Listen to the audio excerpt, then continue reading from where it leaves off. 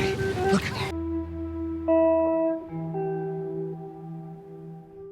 You can't escape hearing about The Last of Us since the HBO Show version of it launched. It can't be that good. You think, oh, this is a cool show. Oh, it's based on a game from nearly a decade ago. How has this game been relevant for nearly a decade? I'm MADkurious. Why is everyone obsessed with The Last of Us? This video will contain spoilers for the game. If that upsets you, that's valid. Please comment below if you're interested in a spoiler-free version of why everyone's obsessed with The Last of Us, and maybe I'll make one. Now, you may wonder how another zombie story about a man protecting an innocent child could be unique enough to stay relevant this long, to keep being remade this many times. They keep calling it a playable movie, but it's a 15-hour game with 1.5 hours of cutscenes? And what if I told you some of the most loyal fans of this series actually skip all of those cutscenes? What is it that people are getting out of it? Surely this is just an overhyped game. The story. The story. The story. The story. The story. The story. The story. But we'll get there. We need to start at the ambiance, the approachability, the communities, the music, and how all of these led to the remakes. We need to start at the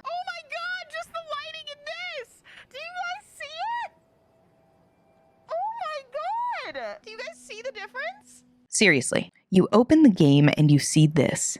The menu is beautiful then and now.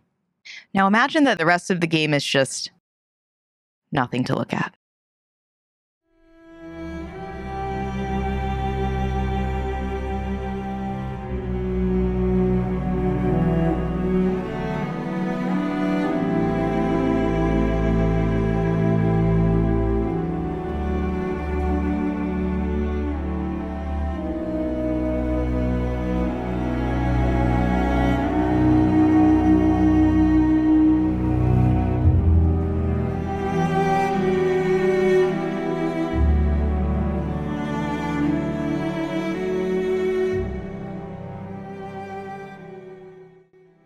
And they made it so not just the hardcore gamers can enjoy it. There's a variety of difficulty levels, a slow venture into combat, appropriate training scenes, resources suited to a variety of playstyles, and scenes that make you feel like a better gamer than you are. But that doesn't mean the game has to be played at an approachable pace.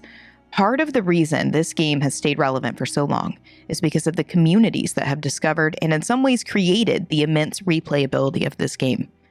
And the people I mentioned who skip the cutscenes, they know the game better than anyone. They know every glitch, every move, every nook and cranny. They are the challenge run players.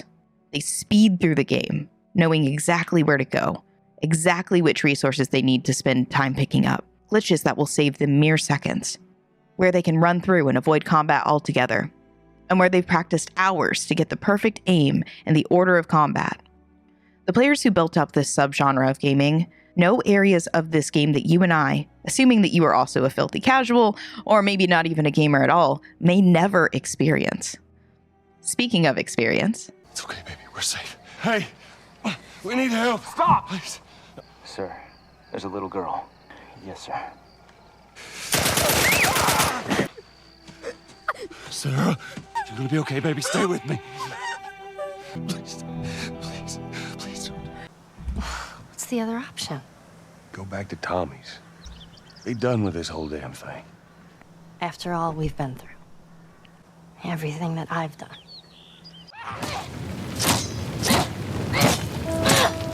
Ellie! Stop! Stop! It's okay. It's me. It's me. It's me. Look.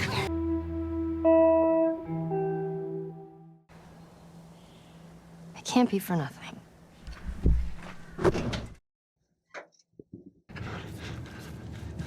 You can't save her. Even if you get her out of here, then what?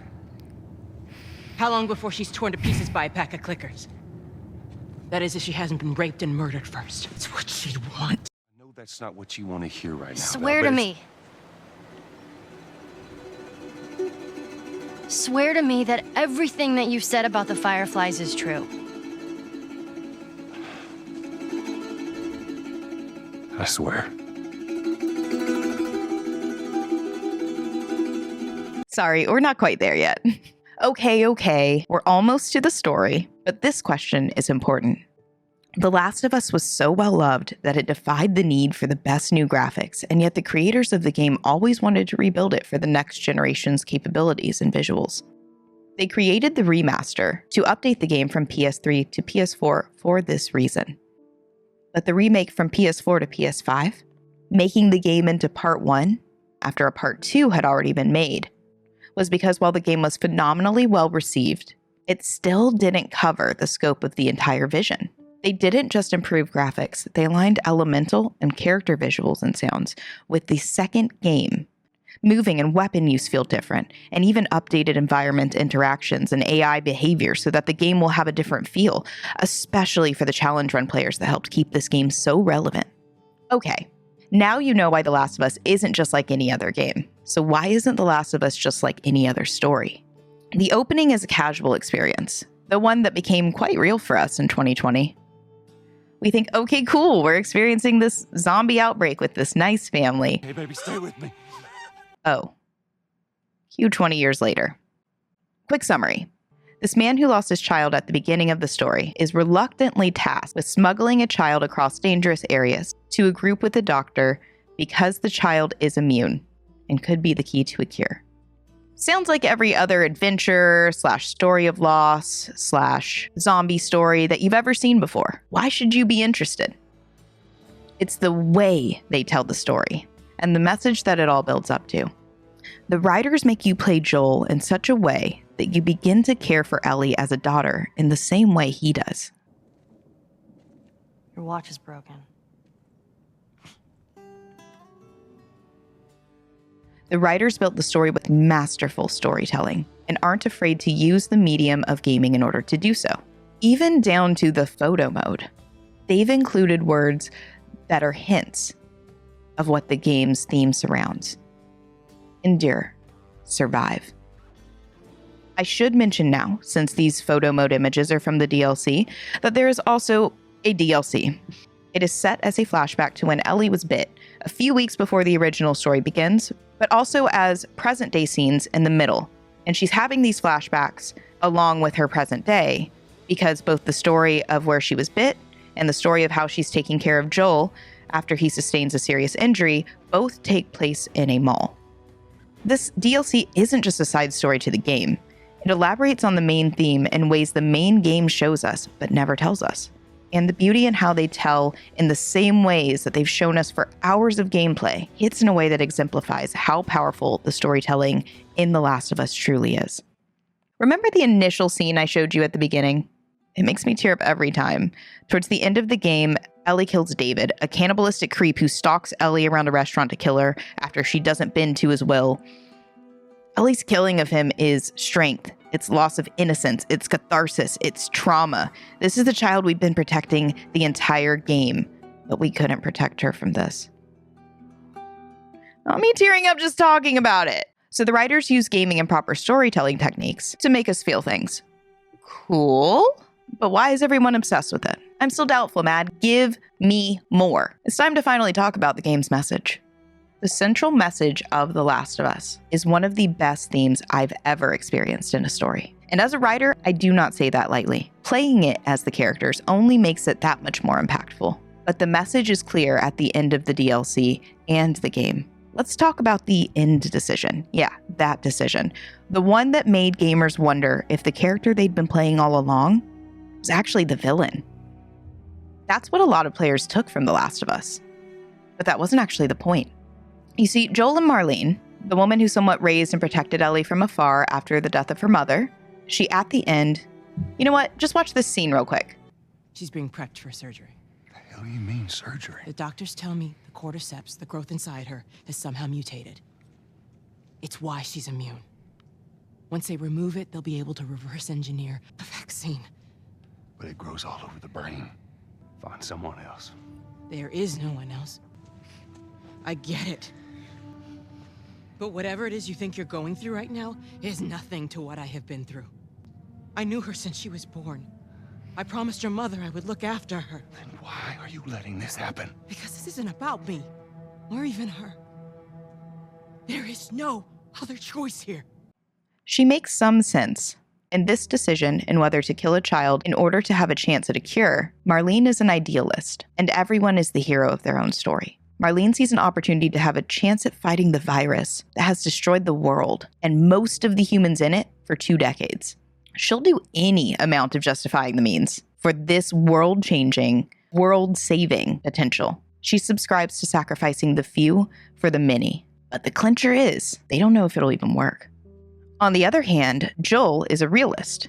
He isn't going to do anything that hurts the people that he loves. He's not going to sacrifice the people he loves for a chance at saving more people. He sees what's in front of him, and he protects it. That's how he's survived. And even more importantly, that's how he's lived with surviving. I struggled for a long time with surviving. And no matter what, you keep finding something to fight for. Fight for what?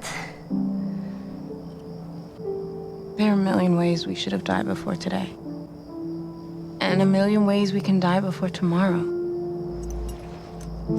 But we fight for every second we get to spend with each other.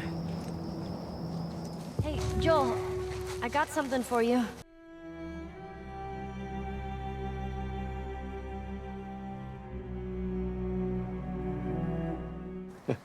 Feel that breeze, huh? I tell you, on a day like this, I just sit on my porch, pick away at my 6-string. Yeah, once we're done with this whole thing, I'm gonna teach you how to play guitar. Yeah, I reckon you'd really like that. Is everything you were hoping for? It's got its ups and downs, but you can't deny the view, though.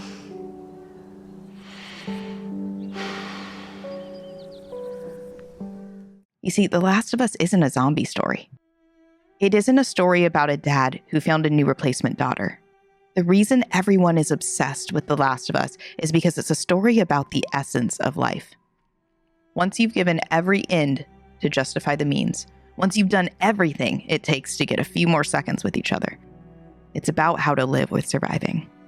It's about the journey in finding what makes life worth living.